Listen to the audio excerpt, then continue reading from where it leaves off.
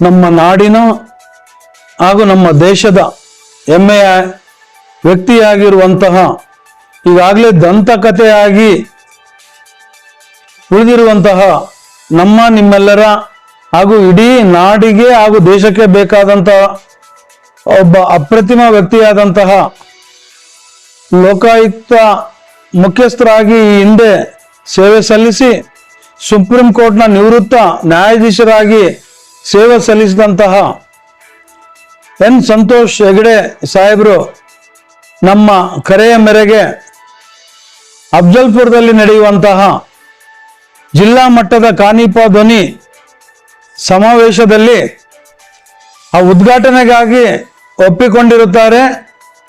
September 16ರಂದು Kalaburagi ಜಿಲ್ಲೆ ಅಫ್ಜಲ್ಪುರ ತಾಲೂಕಿನಲ್ಲಿ ನಗರದಲ್ಲಿ ನಡೆಯುವಂತಹ ಕರ್ನಾಟಕ ಕಾರ್ಯನಿರತ ಪತ್ರಕರ್ತರ ಧ್ವನಿ ಅಫ್ಜಲ್ಪುರ ಘಟಕ ಹಾಗೂ ಕಲಬುರಗಿ ಘಟಕದ ವತಿಯಿಂದ ಜಿಲ್ಲಾ ಮಟ್ಟದ ಪತ್ರಕರ್ತರ ಸಮಾವೇಶ ಏನು ನಡೀತಾ ಇದೆ ಆ ಒಂದು ಕಾರ್ಯಕ್ರಮಕ್ಕೆ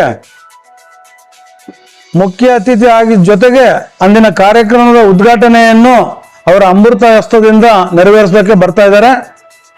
ಈ ಹಿಂದೆ ನಮ್ಮ ನಾಡು ಹಾಗೂ ದೇಶ ಕಂಡಂತ ಹಿಂದೆ ಒಬ್ಬ ಮುಖ್ಯಮಂತ್ರಿಯನ್ನ ಒಳಗೊಂಡಂತೆ ಪ್ರಭಾವಿ ಮಂತ್ರಿಗಳನ್ನು ಸೆಂಟ್ರಲ್ ಜೈಲಿಗೆ ತಳ್ಳಿದಂತ ಒಬ್ಬ ಏಕೈಕ ವ್ಯಕ್ತಿ ಏನಾದರೂ ನಮ್ಮ ದೇಶದಲ್ಲಿ ಇದರಂತಂದ್ರೆ ಅದು ನಾವು ಹೆಮ್ಮೆಯಿಂದ ನಮ್ಮ ಕರ್ನಾಟಕದ ಸಂತೋಷ್ ಹೆಗಡೆ ಅಂತ ಹೇಳಕ್ಕೆ ನಾನು ಇಷ್ಟಪಡ್ತಾ ಇದ್ದೀನಿ.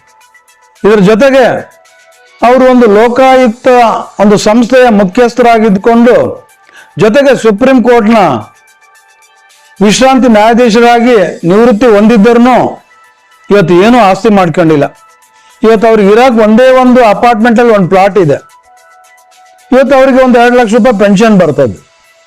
ಇವತ್ತಿಗೂ ತಮ್ಮ ವಕೀಲ ವೃತ್ತಿಯಲ್ಲಿ ತಮ್ಮ ಕಾಯಕವನ್ನು ಮುಂದುವರಿಸ್ತಾ ಇವತ್ತು ನಮ್ಮ ಕಾನಿಪ ಧ್ವನಿ ಸಂಘಟನೆಗೆ ನಾವು ಕರೆದಂತ ಒಂದು 2-3 ಕಾರ್ಯಕ್ರಮಕ್ಕೆ ಹಾಜರಾಗಿ ನಮಗೆ ಅನೇಕ ರೀತಿಯಿಂದ ಮಾರ್ಗದರ್ಶನ ಹಾಗೂ ನಿಮ್ಮ ಸಂಘಟನೆಗೆ ಯಾವ ರೀತಿ ಬೇಕಂದ್ಬಿಟ್ಟು ಆ ರೀತಿ ನನ್ನ ಮಾರ್ಗದರ್ಶನ ನನ್ನ ಸಲಹೆ ಸಹಕಾರ ಖಂಡಿತ ನೀಡ್ತಂದ್ಬಿಟ್ಟು ಹೇಳಿದ ಹಿನ್ನೆಲೆಯಲ್ಲಿ ನಮ್ಮ ಕಾನಿಪ ಧ್ವನಿಗೆ ಅದೊಂದು ದೊಡ್ಡ ಶಕ್ತಿ ಅಂತ ಈ ಸಂದರ್ಭದಲ್ಲಿ ನಾನು ಭಾವಿಸ್ತಾ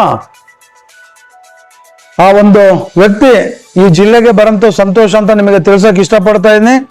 ಇದರ ಮಹತ್ತರ ಜವಾಬ್ದಾರಿಯನ್ನು ನಮ್ಮ ಕಾನಿಪ ಧ್ವನಿ ಕಲಬುರಗಿ ಘಟಕದ ಜಿಲ್ಲಾಧ್ಯಕ್ಷ ಆದಂತ ಮಲ್ಲಿಕಾರ್ಜುನ್ ಪಗಡೆ, ಅದರ ಜೊತೆಯಾಗಿ ನಮ್ಮ ಅಫ್ಜಲ್ಪುರ್ ತಾಲೂಕ್ ಘಟಕದ ಅಧ್ಯಕ್ಷ ಆದಂತ ಯಲ್ಲಲಿಂಗ್ ಪೂಜಾರಿ ಇವರಿಬ್ಬರ ಮೇಲೆ ವಹಿಸ್ತಾ ಇದ್ದೇನೆ. ಇನ್ನು ಉಳಿದಂತೆ ಅಂದಿನ ಕಾರ್ಯಕ್ರಮಕ್ಕೆ ಸುತ್ತಮುತ್ತ ಜಿಲ್ಲೆ ಏನಿದಾವೆ ಇವತ್ತು ನಮ್ಮ ಪಕ್ಕದಲ್ಲಿ ಬೀದರ್ ಜಿಲ್ಲಾಧ್ಯಕ್ಷ ಆದಂತ ಮೋಸಿನ್ ಅಲಿ ಅವರು ನಮ್ಮ ಪಕ್ಕದಲ್ಲಿದ್ದಾರೆ. ಆ ಜಿಲ್ಲೆಯಿಂದನೂ ಪತ್ರಕರ್ತರು ಬರ್ತಾರೆ. ಅದ್ರ ಜೊತೆಗೆ ಬಾಗಲಕೋಟೆ, ವಿಜಯಪುರ, ಕೊಪ್ಪಳ ಹಾಗೂ ಈ ಸುತ್ತಮುತ್ತ ರಾಯಚೂರಿನಿಂದ ಒಂದು 5-6 ಜಿಲ್ಲೆಯಿಂದ ಪತ್ರಕರ್ತರನ್ನು ಒಳಗೊಂಡಂತೆ ಬಹಳಷ್ಟು ಜನ ಆ ಒಂದು ಕಾರ್ಯಕ್ರಮಕ್ಕೆ ಭಾಗವಹಿಸ್ತಾ ಇದಾರಂತ ಹೇಳಕ್ಕೆ ನಾನು ಇಷ್ಟಪಡ್ತಾ ಅಂದಿನ ಕಾರ್ಯಕ್ರಮ ಬಹಳಷ್ಟು ಯಶಸ್ವಿಯಾಗಬೇಕು. ಆಮೇಲೆ ಅವತ್ತು ಏನು ಒಂದು 4 ಹಿತನುಡಿಗಳು ನೀಡ್ತಾರೆ. ಜೀವನದ ಬಹಳಷ್ಟು ಒಂದು ಅತ್ಯಮೂಲ್ಯವಾದಂತ ಮಾತುಗಳನ್ನ ಕೇಳಕ್ಕೆ ಬಹಳಷ್ಟು ಜನ ಕಾತರರಾಗಿರ್ತಾರೆ ಅಂದ್ಬಿಟ್ಟು ಈ ಸಂದರ್ಭದಲ್ಲಿ ಹೇಳ್ತಾ ಅವರ ಮಾತು ನಡೆ ನುಡಿನ ಅವತ್ತಿನ ದಿನ ನಾವು ನೀವೆಲ್ಲ ಕೇಳ್ಬಿಟ್ಟು ಅವರ ಒಂದು ಮಾರ್ಗದರ್ಶನದಲ್ಲಿ ನಾವೆಲ್ಲ ಸಾಗೋಣ ಅಂತ ಹೇಳ್ತಾ ಆ ಕಾರ್ಯಕ್ರಮ ಅಚ್ಚುಕಟ್ಟಾಗಿ ವ್ಯವಸ್ಥಿತವಾಗಿ ಆಗ್ಬೇಕಂದ್ಬಿಟ್ಟು ಈಗಾಗಲೇ ನಮ್ಮ ಜಿಲ್ಲಾಧ್ಯಕ್ಷ ಆದಂತ ಪಗಡೆ ಸರ್ ಅವರಿಗೂ ಹಾಗೂ ಯಲ್ಲಲಿಂಗ್ ಪೂಜಾರಿ ಅವರಿಗೂ ವಹಿಸಿದ್ದೀನಿ. ಪತ್ರಕರ್ತರ ಒಂದು ಜಿಲ್ಲಾ ಸಮಾವೇಶ ಇಂದಿನ ಸ್ಥಿತಿಯಲ್ಲಿ ಪತ್ರಕರ್ತರ ಹಾದಿ ಕವಲು ದಾರಿಯಲ್ಲಿ ಸಾಗಿದೆ.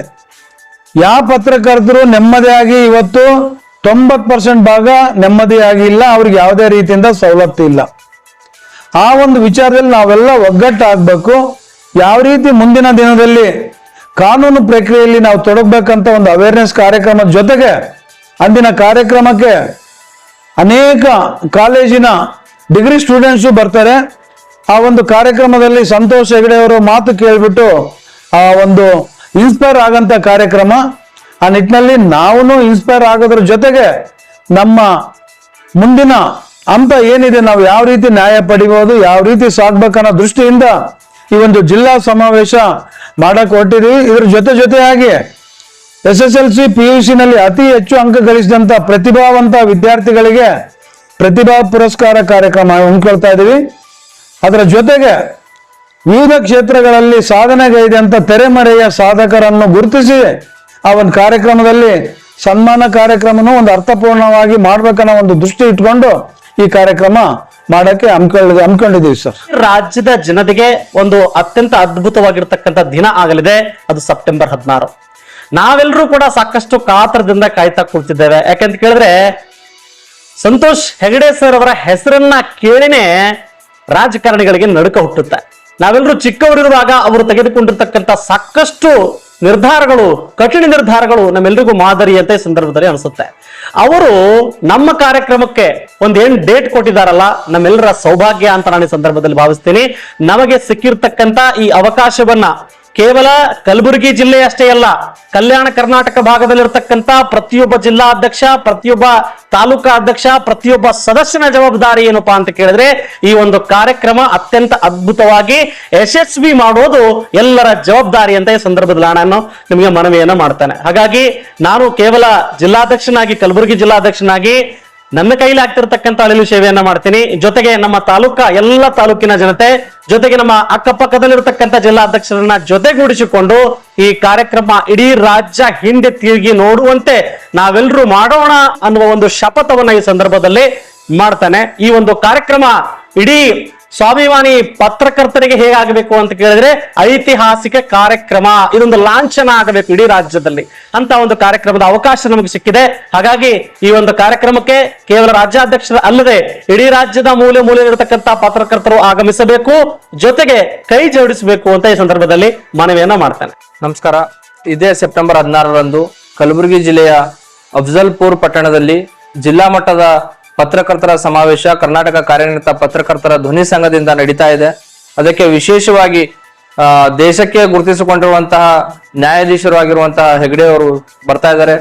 ಅದಕ್ಕಾಗಿ ತಾವೆಲ್ಲರೂ ಹೆಚ್ಚಿನ ಸಂಖ್ಯೆಯಲ್ಲಿ ಭಾಗವಹಿಸಿ, ಅದರಲ್ಲಿ ವಿಶೇಷವಾಗಿ ಕಲ್ಯಾಣ ಕರ್ನಾಟಕ ಭಾಗದ ಪ್ರತಿಯೊಬ್ಬ ಪತ್ರಕರ್ತರು ಹಾಗೂ ಸಮಾಜ ಸೇವಕರು, ಎಲ್ಲಾ ಸಂಘಟನೆಯ ಹೋರಾಟಗಾರರು ಕೂಡ ಈ ಒಂದು ಕಾರ್ಯಕ್ರಮಕ್ಕೆ ಸಾಕ್ಷಿ ಆಗ್ಬೇಕಂದು ಈ ಸುದ್ದಿಗೋಷ್ಠಿ ಮೂಲಕ ಕೇಳ್ಕೊತದೆ. ಇವತ್ತು ಅಧಿಕಾರಿಗಳಲ್ಲಿ ನಡುಗು ಹುಟ್ಟಿಸುವಂತ ಒಂದು ಅಧಿಕಾರವನ್ನ ತೋರಿಸಿರ್ತಕ್ಕಂಥ ಒಂದು ಸಿಂಹ ಸ್ವಪ್ನ ಆಗಿರ್ತಕ್ಕಂಥ ಭ್ರಷ್ಟಾಚಾರಿಗಳಿಗೆ ಹಾಗೂ ಅಧಿಕಾರವನ್ನ ದುರುಪಯೋಗ ಮಾಡಿಕೊಂಡಿರ್ತಕ್ಕಂಥ ಸರ್ಕಾರಿ ಅಧಿಕಾರಿಗಳಿಗೆ ಸಿಂಹ ಸ್ವಪ್ನವಾಗಿರ್ತಕ್ಕಂಥ ನಮ್ಮ ಸಂತೋಷ್ ಹೆಗಡೆ ಸಾಹೇಬರು, ನಿವೃತ್ತ ನ್ಯಾಯಾಧೀಶರು, ಅವರು ಇವತ್ತು ನಮ್ಮ ಕಲ್ಯಾಣ ಕರ್ನಾಟಕ ಭಾಗದ ಕಲಬುರಗಿ ಜಿಲ್ಲೆಯ ಒಂದು ಪತ್ರಕರ್ತರ ಸಮಾವೇಶಕ್ಕೆ ಬರ್ತಾ ಇದ್ದಾರೆ ಅನ್ನುವಂಥದ್ದೇ ನಮಗೆ ಒಂದು ಹೆಮ್ಮೆಯ ವಿಷಯ. ಇವತ್ತು ನಾವು ಎಲ್ಲ ಕಡೆ ನಮ್ಮ ಮಾಧ್ಯಮಗಳಲ್ಲಿ ನಾವು ಮೊದಲಿಂದ ನೋಡ್ಕೊಂಡು ಬಂದಾಗ ಮಾಧ್ಯಮಗಳಲ್ಲಿ ಪ್ರತಿಯೊಂದು ವಿಚಾರದಲ್ಲಿ ಸಂತೋಷ್ ಹೆಗಡೆ ಸಾಹೇಬ್ರ ಹೆಸರನ್ನ ಕೇಳ್ತಾ ಬಂದಿದ್ದೇವೆ ಹಾಗೂ ನೋಡ್ತಾನು ಬಂದಿದ್ದೇವೆ. ಆದರೆ ಅವರನ್ನ ನಾವು ಎದುರುಗಡೆ ಬಂದು ಇವತ್ತು ಎಲ್ಲಾ ಜನರಿಗೆ, ಕಲಬುರಗಿ ಭಾಗದ ಜನರಿಗೆ ಅವರ ಹಿತನುಡಿಗಳನ್ನ ಕೇಳುವಂತ ಒಂದು ಭಾಗ್ಯವನ್ನ ಇವತ್ತು ನಮ್ಮ ಸಂತೋಷ್ ಹೆಗಡೆ ಅವರು ಹಾಗೂ ನಮ್ಮ ರಾಜ್ಯಾಧ್ಯಕ್ಷರ ಒಂದು ಸಲಹೆ ಸಹಕಾರದ ಮೇರೆಗೆ ಇವತ್ತು ಇಲ್ಲಿಗೆ ಬರ್ತಾ ಇದ್ದಾರೆ.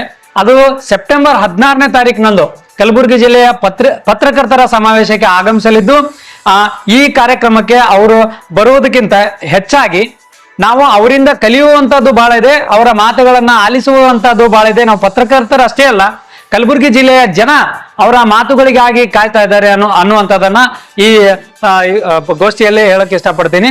ಅದಲ್ಲದೆ ನಮ್ಮ ಸಂಘದ ಇವತ್ತು ನಮ್ಮ ಜಿಲ್ಲಾಧ್ಯಕ್ಷರು ಪಗಡೆ ಸಾಹೇಬರಿಗೆ ಹಾಗೂ ನಮ್ಗೆ ಇವತ್ತು ಈ ಒಂದು ಕಾರ್ಯಕ್ರಮದ ಜವಾಬ್ದಾರಿಯನ್ನ ವಹಿಸಿದ್ದಾರೆ. ಅಂದ್ರೆ ನಮ್ಮಿಬ್ಬರಿಗೆ ಅಲ್ಲ, ಇದು ನಮ್ಮ ಸಂಘದ ಕಲಬುರಗಿ ಜಿಲ್ಲೆ ಅಷ್ಟೇ ಅಲ್ಲ, ಈ ಭಾಗದ ಎಲ್ಲ ನಮ್ಮ ಕಾನಿಪ ಧ್ವನಿ ಪತ್ರಕರ್ತರ ಸಂಘಕ್ಕೆ ವಹಿಸಿದ್ದಾರೆ ಅಂತ ನಾನು ಹೆಮ್ಮೆಯಿಂದ ಹೇಳ್ಕೊತೀನಿ. ಯಾಕಂದ್ರೆ ಇಂಥ ಒಂದು ಸದುಪಯೋಗ ನಮಗೆ ಬೇರೆ ಯಾರೋ ಒಬ್ಬರು ಮಹಾನ್ ವ್ಯಕ್ತಿ ಬರ್ತಾರೆ ಅಂತೇಳಿ ಎಲ್ಲರಿಗೂ ಬಿಂಬಿಸ್ಕೊಳ್ಳುವಂತ ಒಬ್ಬ ಮಹಾನ್ ವ್ಯಕ್ತಿ ಬರ್ತಾರೆ ಅಂದ್ರೆ ಅಷ್ಟೊಂದು ಹೆಮ್ಮೆ ಆಗ್ತಿರ್ಲಿಲ್ವೇನೋ. ಅದು ಅಷ್ಟರ ಮಟ್ಟಿಗೆ ನಮಗೆ ಕೇವಲ 1 ದಿನಗಳ ಮಟ್ಟಿಗೆ 2 ದಿನಗಳ ಮಟ್ಟಿಗೆ ನಮಗೆ ಖುಷಿ ಕೊಡ್ತೈತೇನೋ. ಆದ್ರೆ ಇದು ನಮ್ಮ ಜೀವನದಲ್ಲಿ ಒಂದು ಅಮೂಲ್ಯವಾದಂತಹ ಒಂದು ದಿನವಾಗಿ ನಮಗೆ ಸೆಪ್ಟೆಂಬರ್ 16 ತಾರೀಕಿನಂದು ನಮಗೆ ಆಗ್ತದೆ ಅನ್ನುವಂತ ಒಂದು ಉತ್ತಮ ಆಶಾಭಾವನೆಯಿಂದ ಈ ಕಾರ್ಯಕ್ರಮವನ್ನ ನಮ್ಮ ಸಂಘದ ಪದಾಧಿಕಾರಿಗಳು ಹಾಗೂ ಕಲಬುರಗಿ ಎಲ್ಲಾ ಜನರು ಈ ಕಾರ್ಯಕ್ರಮವನ್ನ ಯಶಸ್ವಿ ಮಾಡಬೇಕಾಗಿ ಎಲ್ಲರಲ್ಲಿ ವಿನಂತಿಸಿಕೊಳ್ಳುತ್ತಾರೆ.